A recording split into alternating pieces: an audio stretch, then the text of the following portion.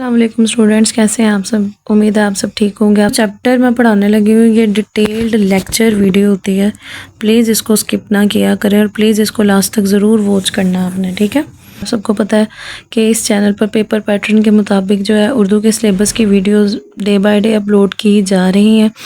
آپ میرے چینل پر دیکھ سکتے ہیں کہ آپ کو چیپٹر 1 سے لے کر 2 اور پھر ہم حصہ نظم جو سٹارٹ کیا تھا اس کی بھی ویڈیوز آپ کو وہاں پر مل جائیں گی۔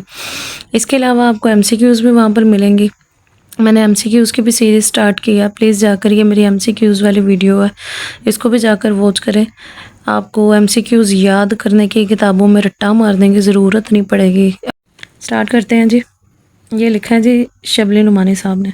ان کا نام محمد شبلی تھا مگر شبلی نعمانی کے نام سے مشہور تھے۔ موضع بندول ضلع اعظم گڑھ میں پیدا ہوئے۔ آپ کے والد شیخ حبیب اللہ وکالت کا کام کرتے تھے، پہلا جی اے پوائنٹ۔ پھر ان کے والد صاحب کیا کرتے تھے، پوائنٹ نمبر 2۔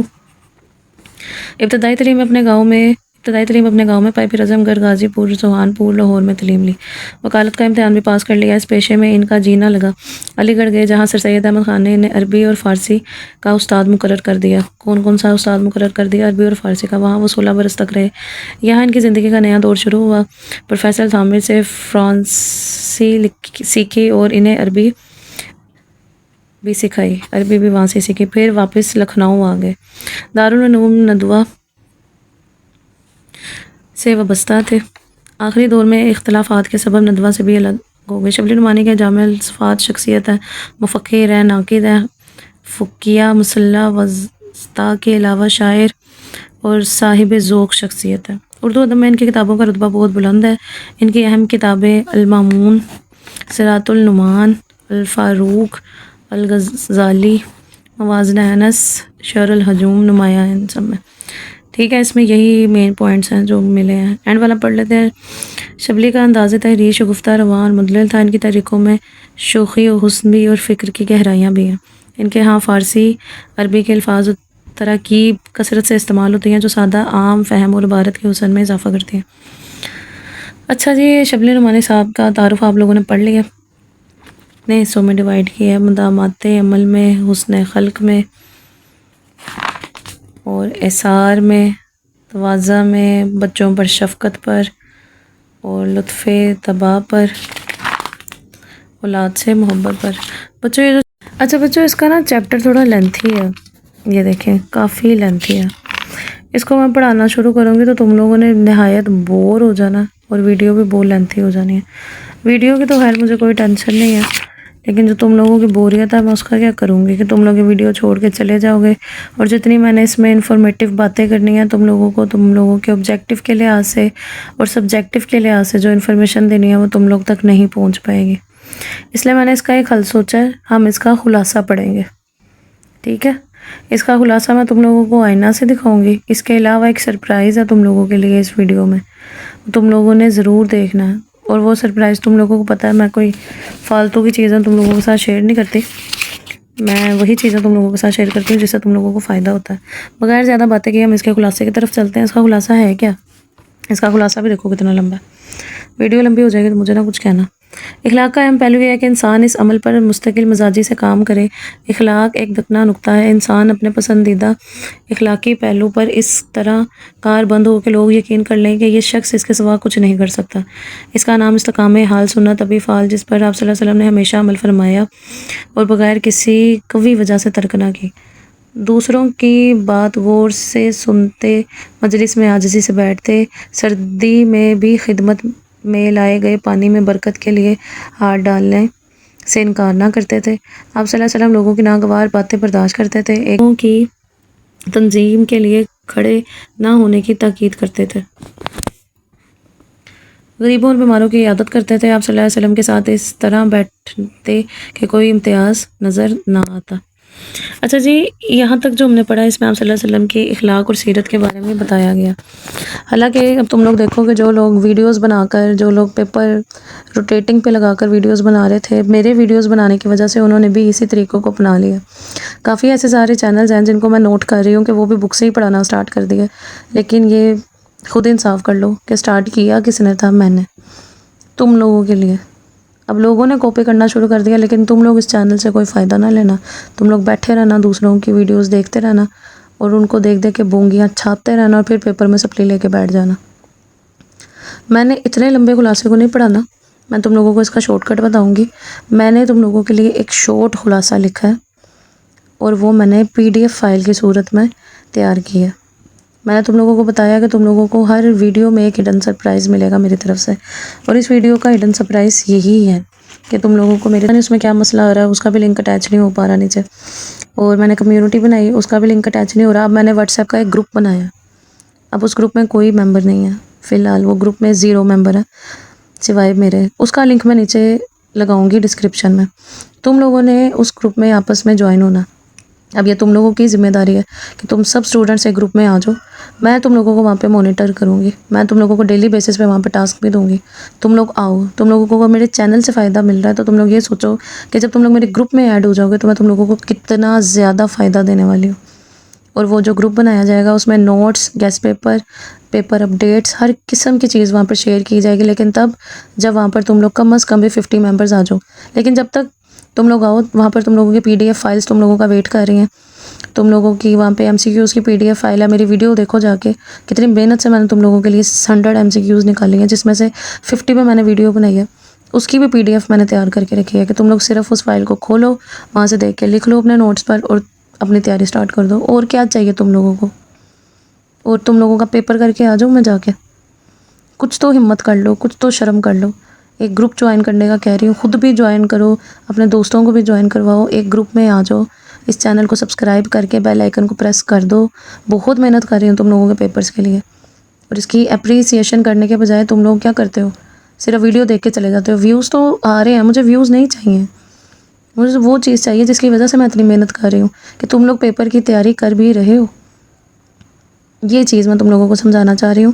تو تم لوگ اس ویڈیو کو دیکھو، اس میں تم لوگوں کو PDF کا وہ ویڈیو بھی دکھا دوں گی کہ میں نے کس طرح ہیڈنگز وائز اس کو تقسیم کر کے اس کا خلاصہ شارٹ لکھا ہے.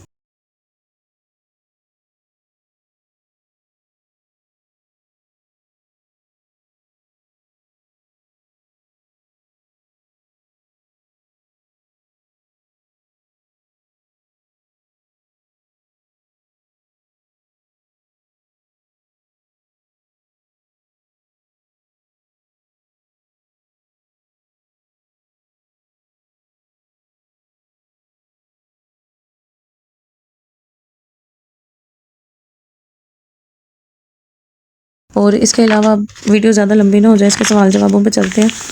اس کے سوال جواب اچھا، میں نے اس ویڈیو میں نا ایک میری اسٹوڈنٹ ہے، انہوں نے مجھے کمنٹ کیا تھا کہ آئینہ سے جو ہے وہ مجھے بتا دیں. اسٹوڈنٹ ہے، انہوں نے کمنٹ کیا تھا کہ مجھے آئینہ میں سے سوالوں کے جواب لگا کے بتا دیں. یہ آئینہ میں سے آج ان کے لیے میں جو ہے کوسچن میں سے یہ آنسر میں سے بتانے لگی ہوں. لیکن اس کے علاوہ میں بک میں تم لوگوں کو بتاؤں گی کہ تم لوگوں نے اس کے آنسر کیسے لکھنے ہیں، کیونکہ ہمارے چینل کا یہی ایم ہے کہ ہم لوگوں نے کی بکس زیادہ نہیں یوز کرنی. مدامت عمل سے کیا مراد ہے؟ مدامت عمل سے مراد کسی کام میں مستقل مزاجی اور تسلسل قائم کرنا، ایسا کام جو انسان کی فطرت کو ثانیہ بنا دے. ٹھیک ہے جی، ایک لائن کا ہم لوگوں نے شورٹ رکھنا ہے. شورٹ اس لیے کہتی ہوں کیونکہ 2 نمبر کا تو سوال ہے، 10 غلطیاں نکلیں تو 2 نمبر کہاں سے ملیں گے. شریعت اسلام میں سنت کا لفظ کس اصول پر پیدا ہوا ہے؟ کس اصول سے پیدا ہوا ہے؟ شریعت اسلام میں سنت کا لفظ مدامت عمل کے اصول سے پیدا ہوا ہے. بس یہاں تک ٹھیک ہے، ٹو دی پوائنٹ بات کرو، زیادہ لمبی بات نہیں کرنی. آپ صلی اللہ علیہ وسلم کے اخلاق و عادات میں سب سے نمایاں صفت کیا تھی؟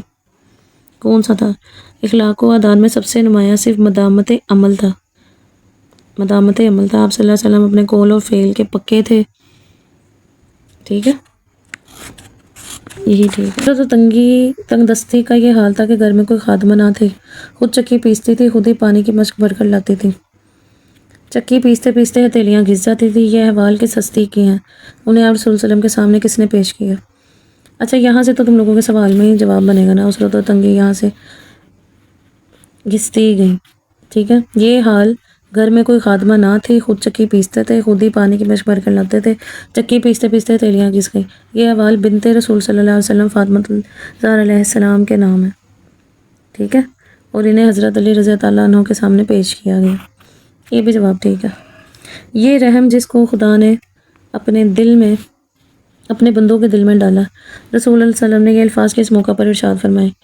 یہ آپ صلی اللہ علیہ وسلم نے اپنے نواسی کی وفات کے وقت آنسو بہاتے ہوئے فرمائے. بس ٹھیک ہے.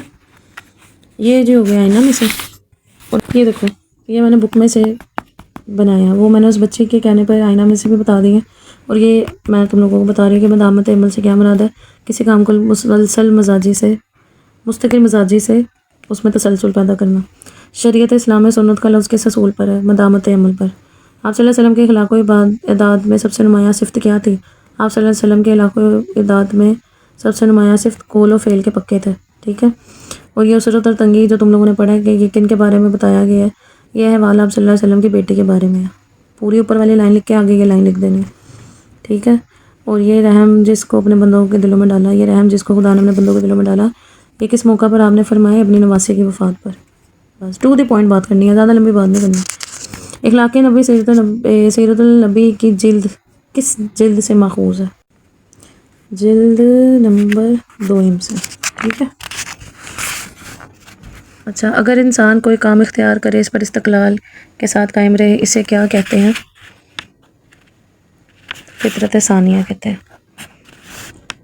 معمول کے مطابق آپ صلی اللہ علیہ وسلم سفر سے تشریف لاتے تو راہ میں اپنے ساتھ سواری پر آگے پیچھے کس کو بٹھاتے؟ بچوں کو. لیکن خدا کے نزدیک تمہارے دام زیادہ ہیں. یہ آپ صلی اللہ علیہ وسلم نے یہ الفاظ ارشاد فرمائے حضرت ظاہر رضی اللہ کے لیے. آپ صلی اللہ علیہ وسلم نے کنگن لے کر بازار میں بیچ دیے، ان کے بدلے میں کنگن نہ دو، ہاتھی کے دانت. ٹھیک ہے. اچھا، یہ جو ہے نا اقتباس کی تشریح، مجھے نیچے کمنٹ سیکشن میں بتاؤ کہ تم لوگوں کو اقتباس کی تشریح آتی ہے کہ نہیں آتی. اگر تم لوگوں کو اس پہ ویڈیو چاہے تو میں اگلی ویڈیو اس کی بنا کے تم لوگوں کو بتاتی ہوں کہ اقتباس کی تشریح کیسے لکھتے ہیں، اور اتنا ایزی طریقہ سمجھاؤں گی کہ تم لوگ خود پریشان ہو جاؤ گے. نہ پڑھو اتنے بونگے ترین پروفیسروں کے پیچھے کہ جو ایک ہی لفظ کی 10 معنی بتاتے ہیں اور تم لوگ ادھر ہی پھنس کے رہ جاتے ہو کہ اب نہیں ہم کر سکتے، اردو بہت مشکل ہے.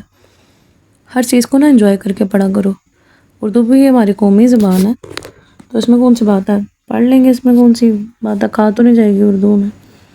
اب یہ اقتباس کی تشریح میں جی سیاق کو سباق اور یہ سارا کچھ، یہ تم لوگ مجھے کمنٹ سیکشن میں بتاؤ اگر تم لوگوں کو اس کی ویڈیو چاہیے. اگر مجھے کمنٹ کرو گے تو پھر میں اس پہ ویڈیو بناؤں گی، ورنہ میں نے نہیں بنانی.